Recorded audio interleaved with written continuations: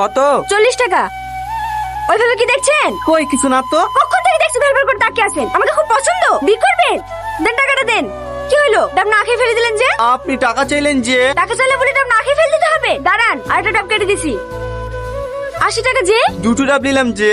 দুটো ডাব খেয়েছেন নাকি? এলেন ধরেন। কিরে ইন্টারভিউ কেমন হলো? আর ইন্টারভিউ সবই টাকার খেলা। এদলে ধর। মোবাইল তুমি এত টাকা কোথায় পেলা? আমার কাছে কিছু টাকা গোছানি ছিল, আর বাকিটা কিস্তি করে নিয়েছি। ও আপনাকে চিন্তা করতে হবে না, আমি মাসে মাসে শোধ করে দেবো। আমার লক্ষ্য বোন। কিরে কোথায় যাচ্ছে? খেয়ে যা। আসি বোন আসি, বন্ধুদেরকে দেখে আসি। পাগল একটা। আসেন আসেন, এই বাড়িটা এই রীতি এ তাই ভদ্র মহিলা তোর খোঁজ কাটছিল, দেখ কি বলবে। কি ব্যাপার আপনি? আমাদের চোখের সামনে ছেলেটা যখন 2 বছর বয়স মাটা মারা গেল, কিছুদিন পর চিকিৎসার অভাবে বাপটাও মারা গেল। যাই বলেন বোন, মেয়েটুক খুব শক্ত, কত কষ্ট করে ভাইটাকে পড়াশোনা করাইলো। ছেলেটাও চাকরি লেগে খুব খাটছে, বুঝতেই তো পারছেন এই যুগে ঘুষ ছাড়া কোনো জায়গাতেই চাকরি পাওয়া যায় না। এইলেন। আরে আরে তোমাকে অত ব্যস্ত হতে হবে না, বসো তো। খুব মিষ্টি চেহারা, মানতে হবে আমার ছেলের পছন্দ আছে। মা, তোমার কাছে আমি একটা প্রস্তাব নিয়ে এসেছি। কিসের প্রস্তাব? আমার ছেলে তোমাকে খুব পছন্দ, আজ কদিন ধরেই আমাকে বলছে। আমি তো প্রথমে আসতেই চাইছিলাম না। হ্যাঁ, তুমি দেখে দেখে পছন্দ হলো না, এখন আবার কাকে পছন্দ করলো? এসে তো আমি অবাক, এত সুন্দর নর্মভদ্র একটা মেয়ে। মা, তুমি আমার বাড়ির বৌমা হবে। এসব আপনি কি বলছেন? আমি আপনার ছেলেকে বিয়ে করবো না। কেন মা, বিয়ে করবে না কেন? আমাদের অনেক টাকা পয়সা আছে, তোমার কোনো কিছুর অভাব হইতে দেবো না, সব সময় মাথায় করে রাখবো। যত টাকা পয়সা থাক, আপনার ছেলেকে আমার পছন্দ না, ওকে আমি বিয়ে করতে পারবো না। আপনারা এখন আসতে পারেন। কিন্তু মা। মা চলো। এই রীতি, তোর কি মাথা খারাপ হয়ে গেছে? এত সুন্দর একটা বিল প্রস্তাব এসছে আর তুই রাজি হস নে? ছেলেটা কোথায় দেখতে খারাপ? চাচা ছেড়ে দেন।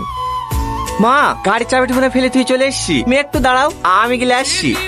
তুমি ভুল বুঝো না চাচা, আমার ওকে খুব পছন্দ। কিন্তু আমি যদি এখন বিয়ে করে শ্বশুর বাড়ি চলে যাই, তাহলে আমার ভাইটার কি হবে? ও তো এখনো পর্যন্ত একটা কাজও করতে পারে না। আমি চলে গেলেও না খেতে পেয়ে মরে যাবে। তুই এই কথাটা ওদের সামনে বলতে পারতি। ওরা যা মানুষ দেখনো, দরকার হলে তোর ভাইটাকেও সাথে করলি যাইতো। পরের ছেলে চাচা, একদিন দেখবে, দুদিন দেখবে, 3 দিনের বেলাকে ঠিক চোখের বিষয় যাবে। কিন্তু তুই কি আর এত ভালো সম্বন্ধ পাবি? কি বলো চাচা, এত ভালো ছেলের বউ হওয়া আমার ভাগ্যে নাই। তুই যা ভালো বুঝিস তাই কর। কি হলো বাপ তুমি?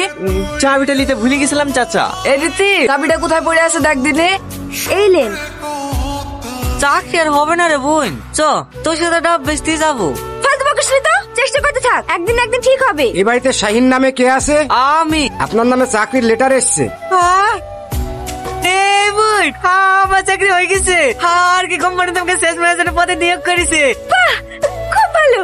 এই, তুই আমার আর কি কোম্পানিতে কবে ইন্টারভিউ দিলি? কি জানে, আমারও মনে পড়ছে না। অনলাইনে তো অনেক কোম্পানিতে ফর্ম ফিল আপ করেছি, ওর মধ্যে হয়তো করে দিয়েছি। হ্যাঁ, তোকে কাজ করতে হবে না, আমি চাকরি করবো, হাতে বসে বসে খাবি। আচ্ছা আচ্ছা ঠিক আছে, এই কদিন তো কাজ করি, আগে তুই জয়েন কর, তারপরে না হয় টাকা যাবে। হে তাহলে টাকা যা বাজার থেকে বেশি লাগা। ঠিক আছে বোন। এটা কে? আমরা দুজনকে ভালোবাসতুক তো, তাই আজ বিয়ে করে ফেলেছি। হে এত খুশির খবর, সারাদিন বাড়িতে একা একা বোর হতে হয়। আমার ভাবিকে খুব পছন্দ হয়েছে। তোমার নাম কি ভাবি? সালমা। বোন বোন। কি হলো? হ্যালো, আমার এই মাসের মাইনি। তোমার কি বুদ্ধি শুদ্ধি কিছু হবে না?